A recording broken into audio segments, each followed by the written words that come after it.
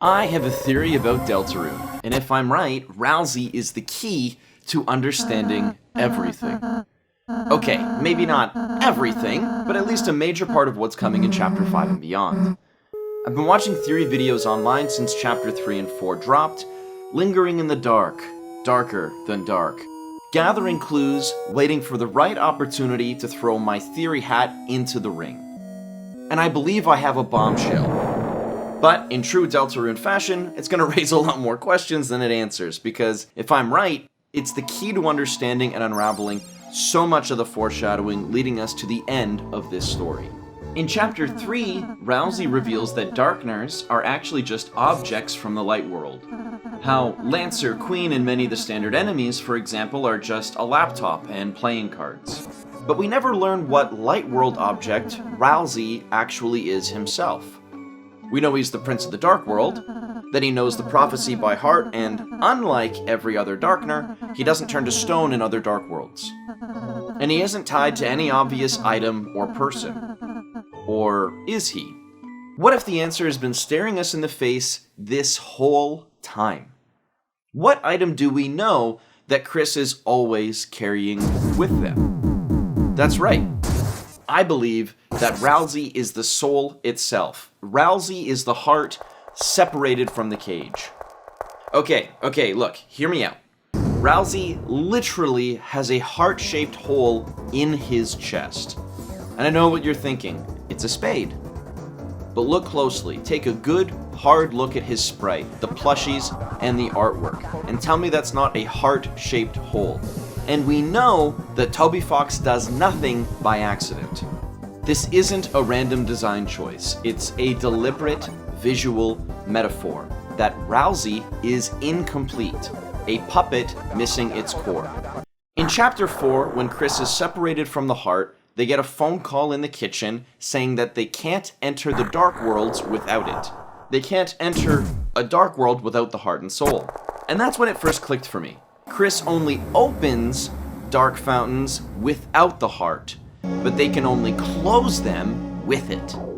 When the prophecy shows the three heroes standing together at World's End, we see three clear silhouettes of Chris, Susie, and Ralsei.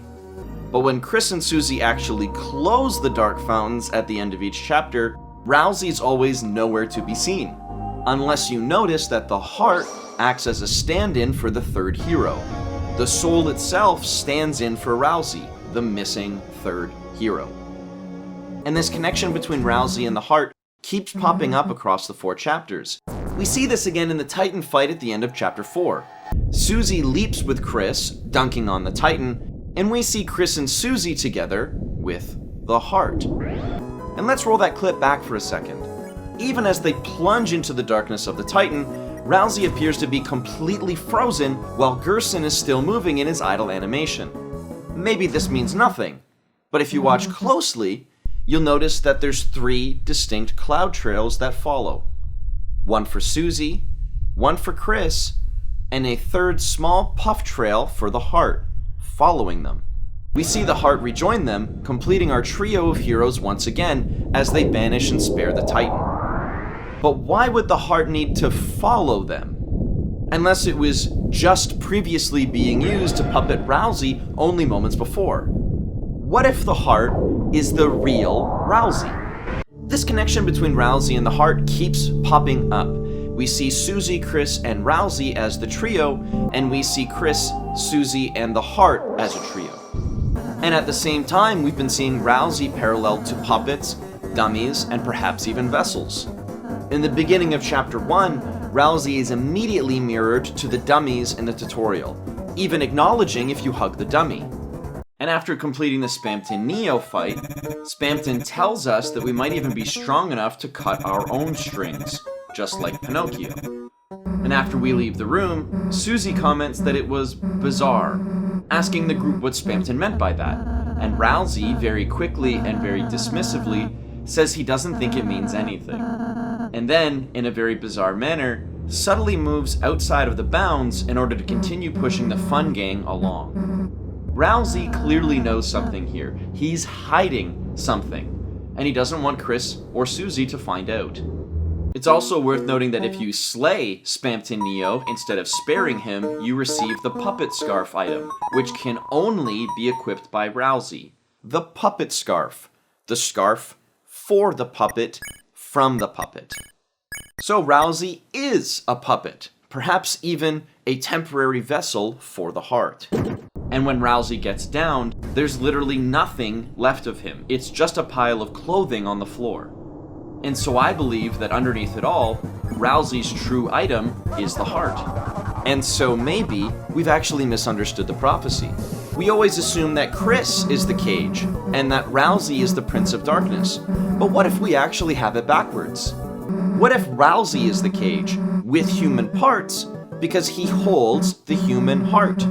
While Chris, or maybe someone else entirely, might be the true Prince of the Dark, seeing as they're the ones actually opening dark fountains. This leads me to the next part of my theory, the prophecy's final verse. The last prophecy, the story's end. And then when all hope is lost for the tale, the final tragedy unveils. To save the worlds, there's only one way. But then at this point, Susie shatters the final pane of glass before we can read the end of the prophecy. Obviously for plot reasons. Classic Toby, dangling it right in front of us, cutting the strings right before we can bridge the gap. But I assure you, Toby wants us to wonder, to theorize, and fill in the blanks for how this poem might end. And think about it. The last word is way. We hear this rhyming couplet with tale and unveils. With the last line we see of the prophecy ending with the word way.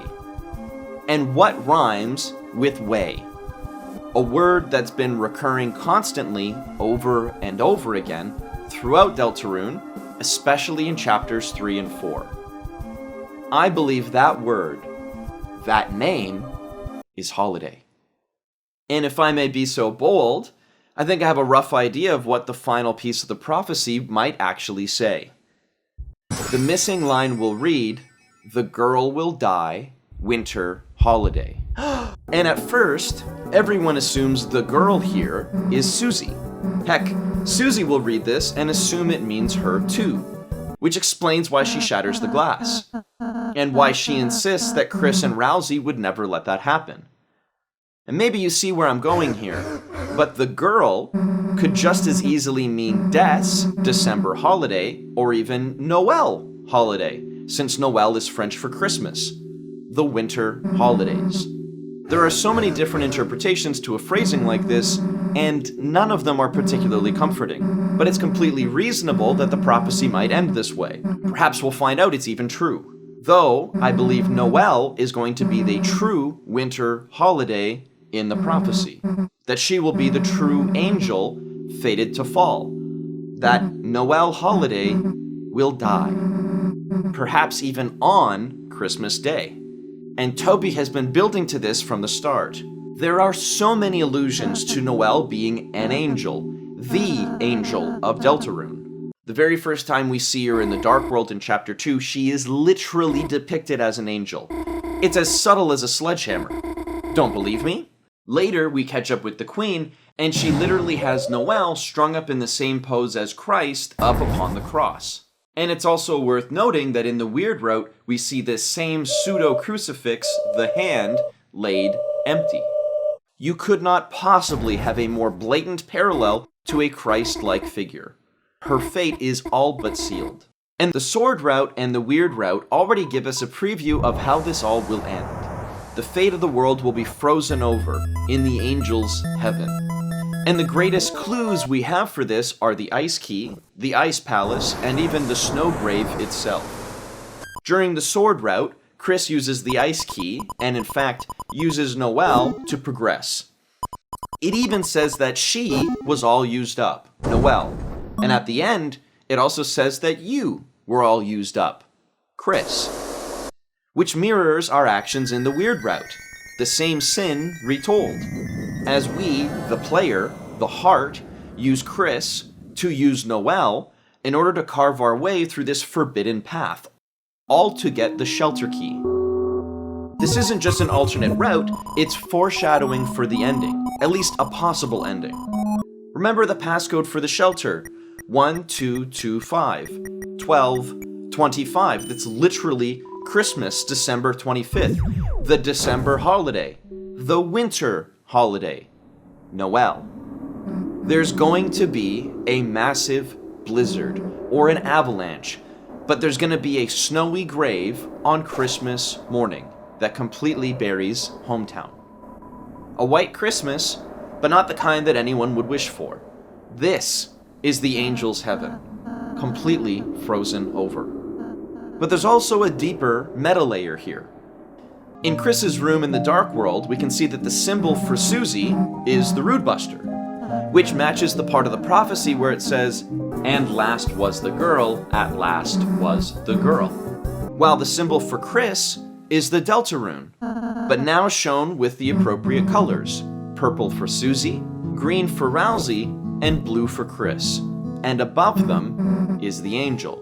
So when we look at the Deltarune, and when we read the prophecy, there aren't just 3 characters here, there's 4. First, there's the cage with human parts.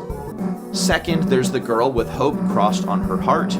Third, there's the Prince of Darkness. And last was the girl, at last was the girl. The symbol for the 4th character is the Rude Buster, tied to Susie, just like in her room in the Dark World. So then the 2nd character, the girl with hope crossed on her heart, is actually Noelle. And there's actually a whole myriad of symbolism buried in just that one sentence. The girl, Noelle, with hope, Susie, crossed, Chris, on her heart, Ralsei. White, purple, blue, and green. Susie is even called the White Pen of Hope by Gerson, further connecting her to Noelle. Maybe that's why her healing keeps improving, and perhaps her healing will become powerful enough to resurrect the fallen Noelle. Chris even uses the X/attack, more Chris-cross symbolism. And if I'm to be believed, then Ralsei is, of course, the heart. In chapter 4, the prophecy also mentions love finding its way to the girl. And in Susie's Dark World, we see a mural of the girl with a heart drawn on top. Just like how Ralsei is depicted with a heart over top of him. That's why Ralsei panics when it looks like Susie is being controlled by Chris during the video game section of TV Time. He literally turns around to look at us, the player, breaking the 4th wall, because he recognizes the heart's influence, the player's influence implicitly. He's terrified of Susie being controlled by the heart, terrified of what would happen if the heart gets its way. This possible possession throughout the game is caused by the player, is caused by the heart. And we see this metaphor repeated in the holiday residence. If you trigger the scene in the basement, then the angel from the Christmas tree literally falls on top of the heart. Susie and Noelle think it's just a mouse, not the heart. And Noelle, despite being terrified of mice, still wants to spare it. That's not just a coincidence. I think that's actually a brilliant piece of foreshadowing. If the heart fuses with Noelle, if it manages to take her as its vessel, it will trigger the prophecy, the angel's heaven, the Snowgrave. And that's the true endgame here. And I believe, for Noelle to rise again, for her to be resurrected, we'll need to spare her, the angel. And there's a deeper metaphor here at play in the Weird Route, where we, the player, as the heart, attempt to force Chris to tempt and corrupt Noelle.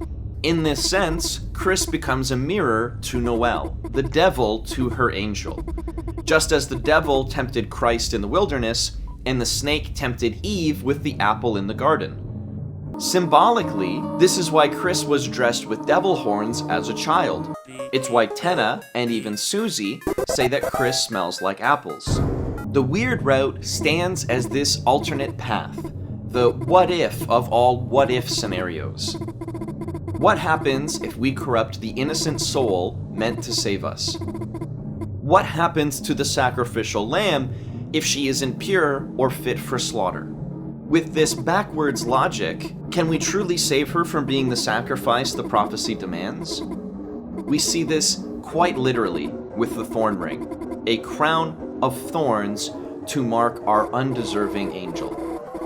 And maybe I have that all backwards. Maybe this scene from the Weird Route actually shows Chris setting up Noelle to be the sacrificial lamb. The Weird Route acts as this meta-story, a parallel route unfolding where we taint this innocent lamb Noelle in blood. And the corrupted Deltarune sigil on the Ice Palace in the Sword Route confirms our current course. Now, there are 4 triangles instead of 3, and the angel's wings have become devil wings. Or perhaps even dragon wings. We see these lines of Susie saying, "If you make me cold, I'll turn you into a bunch of idiot candles." And we see this line from Tenna as well, saying that she smells smoky and earthy. Noelle is the angel, our Christ-like figure, an innocent soul destined to die and return to save us from our own mistakes. In the good ending, I believe Noelle will sacrifice herself to save the worlds, willingly or otherwise, and rise again, something greater, transformed, like Asriel in Undertale by the heart and soul. And I believe that if we're kind to Susie, her love will find its way to the girl, Noelle. Love will be the key. Susie's love will bring Noelle back, breaking the heart's control and sparing the angel. A bittersweet ending, buried under layers of tragedy and snow. But even this better ending might not be as hopeful as it sounds. Because, as far as I can tell, the only other character depicted like Christ is actually the Roaring Knight. When we talk to Spamton in his shop and ask about the Roaring Knight, he starts by saying, "Speaking of communion," a direct reference to the Last Supper. And the knight, likely Death's Holiday, has literal holes in their hands, imagery directly from the crucifixion of being pinned to the cross, symbolizing Death as the martyr, missing from the tomb, her wounds marking the sacrifice that's already occurred. So if the final line of the prophecy reads as anything along the lines of, "The girl will die, winter holiday," and if Death represents the crucifixion, then Noelle, as the younger sibling, as the second coming, might represent the rapture, the angel's heaven, while still having the additional extra meaning for Susie to believe that she is the girl. And all of this ties back into Death's disappearance. Monster Kid mentions at the shelter that he doesn't want to be a coward like Chris, alluding to rumors that other kids entered the shelter while Chris stayed outside. And those other kids could have only been Des and Asriel, because we know that sometimes Chris would hang out with the older kids without Noelle. Clearly something went horribly wrong that day. And whatever happened to Des at the shelter has to be connected to Chris and the heart. It's worth noting here that Des is highly associated to the wiffle ball bat, which Noelle affectionately reminisces about Des using to hit Chris when Chris would lie to trick and tease Noelle. And it's also worth noting that the dark blade of the Roaring Knight, when it initially appears, resembles a baseball bat, and that the knight's floating form also resembles a baseball.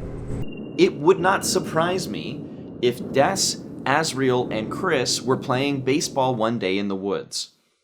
If they sent a baseball flying into the shelter, and that the older kids went chasing after it while Chris stayed behind. Imagine Des and Asriel entering the shelter together, entering the dark world, like Chris and Susie did their first time in the school, and eventually encountering the prophecy, "The girl must die, winter holiday." They would immediately think it meant December, and Des, our ever brave, reckless, and self-sacrificing Des, would believe she has to die to save the worlds, or got lost in the dark trying to find a way to change the prophecy. What I do know for certain, though, is that something happened in the shelter. Gaster and Alphys might have been involved with Carol, Alvin, and Asgore, maybe even creating the first dark fountain there, intentionally or otherwise. I wonder if the shelter might actually be the foundation of Castletown. And if that's true, it raises a huge question. How would they ever close dark fountains without the heart. And although it undermines everything I've said so far, it's worth noting that the other child that could have entered the shelter was Asriel. So we have to at least entertain the possibility that the Roaring Knight is actually Asriel. It would explain why Chris and the Knight opened dark fountains. They're working together. It makes perfect sense that Chris would keep Susie busy, not to bring about the end of the world, but to search in the dark for Des. Remember, Chris, you promised. And who else would Chris make that promise to, if not their older brother? It makes infinitely more sense for why they're working together. When we have an opportunity to pray for Susie, Noelle, or Asriel at the church, depending on which option we pick, we get very different outcomes. If you pray for Susie, she tells you not to do that and that you're being a bit of a doofus. If you choose to pray for Noelle, Chris will actually pray for her father, Rudolph, in the hospital. Though in the weird route, Chris refuses to pray for Noelle at all. But if you choose Asriel, Susie makes a weird comment here that Chris literally just says the word Asriel. We've seen this kind of behavior before from Chris, going up to Susie and literally saying the words, "Ask Susie how she's doing." Chris being forced to say words that we, the player, the heart, make them. And for some reason, Chris doesn't want to pray for Asriel. And I wonder if Chris is hiding Asriel's secret. Similar to how if you get Chris to close their eyes and think of the Roaring Knight, they go out of their way to think of Jockington and change the subject instead of revealing the face of the Roaring Knight. If Des truly was lost to the darkness, there's no way Asriel would just go off to college. He'd spend every waking moment searching for her. What other possible motivation could Chris have for opening dark fountains, unless helping Asriel search for a way to save what they lost? Des Holiday. That's why Chris coughs to signal the Knight to trigger the cutscene. They're stalling, to protect Asriel from the soul, perhaps even from us, the player. Because Chris and the Knight both know, just like Gerson in Undertale and Sham in Deltarune, that the only way to truly be safe from the heart, from the player, is to end the battle or otherwise prevent it from happening in the first place.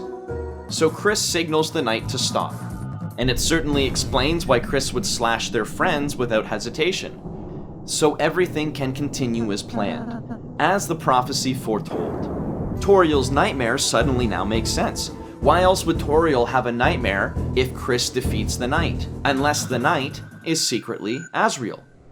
Because it's not just her nightmare, it's her Knight. And she's terrified to watch her children fight. Even beyond watching them fight, Toriel is terrified that we, the player, the heart and soul, might do something. She's terrified that she's powerless to have to watch Chris be forced to hurt or even kill Asriel, the Roaring Knight. It's the fear of watching helplessly as one child, controlled by the heart, is forced to harm the other. The soul, forcing her youngest son to defeat her eldest. Watching the heart unchecked, growing too powerful for the cage. It's also worth noting that part of the prophecy shows a Titan flanked by two knights, not one. And that Titan's silhouette is suspiciously similar to Asgore, which makes sense with him talking about collecting black shards at the holiday residence, as well as with everything we know about him from Undertale. And if that's the case, then maybe Chris and Asriel are the knights. This is especially plausible with Chris being knighted if you win the battle and cross-slash your friends, so that the knight can escape. And then there's Tenna. It's no coincidence that Tenna talks about spending the winter holidays together with the Holiday family, nor the fact that he repeatedly points out that Chris knows. On the sword route, Tenna admits to working with the Knight, and with Chris to distract the fun gang. And again, this apple motif appears. Tenna says that Chris smells like an orchard. Chris cross applesauce. Chris holds the knowledge, while we, the player, are the serpent, using them as our vessel of temptation in the weird route. And even if Chris isn't the devil, maybe he's just the apple. Maybe Friend, or the tail of hell, is the true serpent, the snake tempting Chris and Noelle, our pseudo-Adam and Eve. But either way, that might be why the Knight reacts so violently to the heart. because during their boss battle, they rip their chest open and it's empty, as if their heart is missing.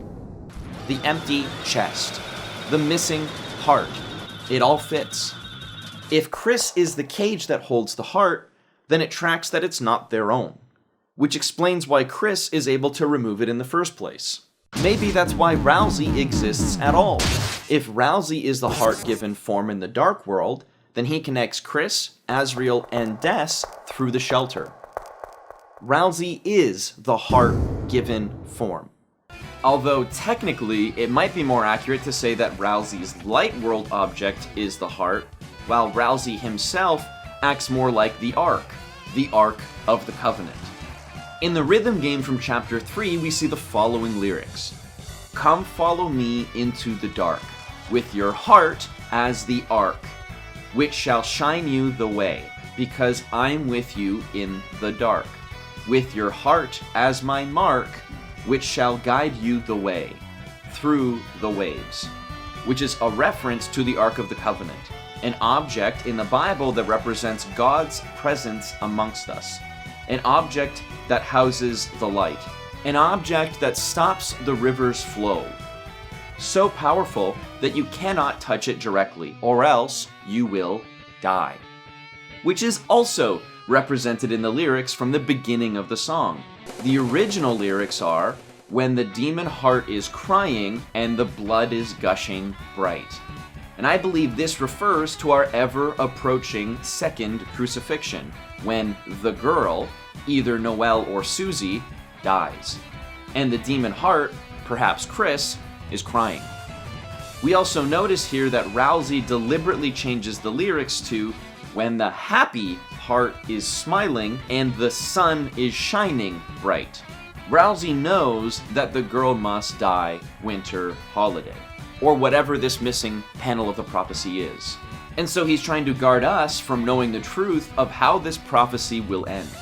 And so it makes perfect sense that Ralsei, or perhaps even Chris, are the Ark, a barrier and cage for the heart in order to protect it from reaching and killing Noelle or Susie. The heart is the key to closing fountains, but it's also our greatest threat. Okay, now keep following me here for one last leap, and hopefully we can collect enough shards for a big shot in the dark. It's no coincidence that Ralsei is an anagram for and resembles Azriel. Susie even mistakes Azriel for Ralsei from the photo on the fridge, and yet we notice Chris isn't surprised by the similarities at all, because Chris already knew. When Ralsei first reveals his true appearance at the end of Chapter 1, Susie is the only one surprised. Chris isn't. Chris obviously knows more than they let on. In fact, the only time we see any reaction from Chris at all is when our decisions, as the player, the heart, force them towards actions for the weird route. When we try to make Chris say they'll never play piano again, they literally bite their own hand in order to stop us. And when we put the thorn ring on Noelle, Chris rips the heart out and thrashes it in the bathroom, even though this literally damages them too. It's no coincidence that Chris makes such a commotion when they're in the closet at the holiday residence. Chris is desperate to ensure that the heart doesn't make its way to Noelle. But when Ralsei reveals his true appearance, nothing. Chris isn't fazed by how much Ralsei resembles Azriel at all. Chris already knows. And yet, when we, the player, steer Chris towards the weird route, they resist. And I suspect that's because Chris also knows what will happen if they don't. If I had to bet on what's true and what's false, I'd literally have to flip a coin. There's so much strong theming and foreshadowing for both options. Whether Des or Azriel is the night, each makes beautiful poetic tragedy. But what if the night isn't Des Holiday?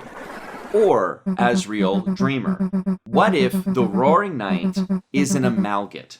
At the end of Chapter 2 in the Weird Route, Queen says she'll make her own night. And at the same time, the graphic in the background shows Susie, Chris, and Noelle morphing together to make an image of the fountain. A massive hint to the forming and morphing of an amalgate. We see an allusion to this earlier in Chapter 2 as well, when you play the video game against Queen. She comments about combining your weaker parts to make something stronger. And it's also worth noting that when Susie and Chris are in the church, Susie mentions a rumor of Chris trying to summon a demon. And yet, from what we can see in Tenna's timeline of the holidays, Asriel is still around long after Des's disappearance. So if Des and Asriel went into the shelter, and Asriel is the only one to come out, what if he absorbed her power in some way? What if he's the head or the heart of the Amalgate? And that's why he made Chris promise to help him find what they lost in the dark. And now, for Chris to become a knight, he'll either have to absorb the power of Noelle or Susie. But regardless of the true identity of the knight, the ending will be the same. The world ends covered in snow and creates its own heaven frozen over. I'm confident that there are some missing pieces here. I'm hopeful that we'll learn more about the shelter in Chapter 5, and that we'll get some groundbreaking discoveries about the heart and how it came to be. Something involving Chris and Asriel and Des, and the heart that binds them. It explains why Des is missing, why Chris has the heart, and why this vessel is still struggling against us. And all those pieces, the heart, the knight, and the fountains, weave together this beautiful tapestry, a long chain of tragedy and promises that spiraled completely out of control, especially for Chris. The truth of these connections are only the beginning of the avalanche of revelations that will come crashing down about the Holiday and Dreamer families, leading all the way into the end of Deltarune. And at the end of it all, we'll look back and see how all of these pieces have been forecasted and orchestrated in the first place, manifested and represented in the weird route as a what if everything went even more horribly wrong. So, anyway, that's my theory. I recognize there's a patchwork of missing pieces here, but the picture is coming together and becoming clearer. And I think we'll be surprised by which parts end up being true. But on the whole, I'm convinced. I feel both totally conspiratorial and convinced at the same time. So many of these pieces are so close to aligning perfectly. But even if none of this is true, I can't wait to see what is in Chapter 5. So anyway, that's my theory. This is the wildest, craziest thing I've ever done for a video, so please tell me which parts seem true, what parts weirdly make a ton of sense, and which parts don't fully add up but seem interesting, as well as your own theories. I'm excited to see what everyone thinks.